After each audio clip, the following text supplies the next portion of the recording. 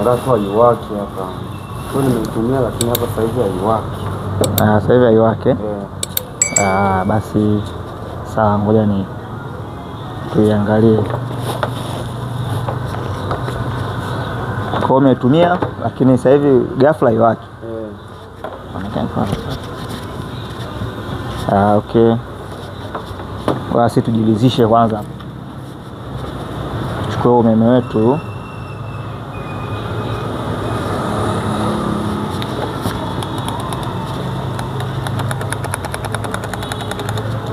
Kweli haiwaki. Sawa. Sasa hii ni kwa faida ya watazamaji wetu.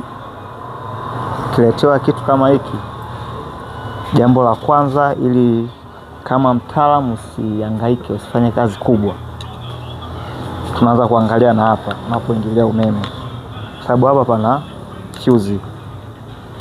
Kwa kitu cha kwanza tunaanza kuangalia fuse. Kwa hiyo kama ni nzima au kama ni mbovu.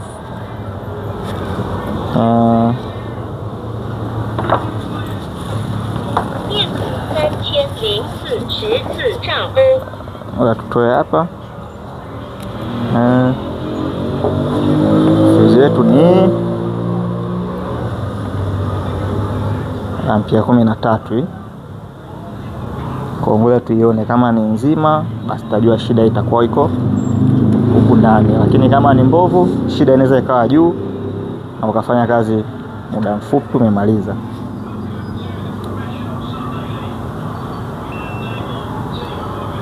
Fuse yetu imekufa. Kwa tatizo la kwanza tumegundua ni fuse imekufa. Kwa hiyo ngoja tuchukue fuse nyingine tubadilishe.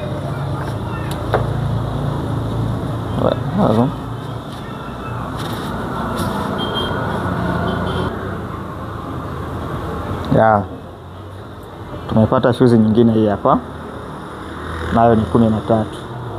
Hii ilikuwa imekufa, hii tumepata nzima. Ngoja tupime tuone. Kipimo kitaonyesha. Hii ni nzima. Kwa hiyo ngoja tuirudishie hapa.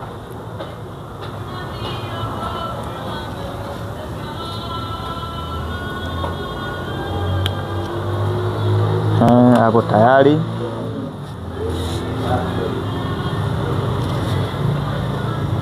Watu wajaribu kwenye umeme.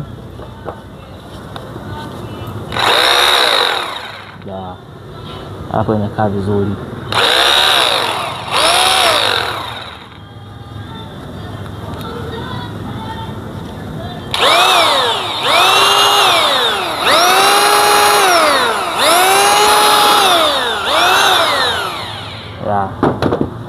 Kwa shida ilikuwa ni hiyo. Kwa hiyo unaweza ukafanya hata nyumbani kwako, kama imekutokea shida kama hii, unaweza ukajaribu njia hii. Kwa hiyo asanteni sana, na msisahau kusubscribe, kulike, kucomment na kushare ili wengi waweze kupata maujanja kama haya.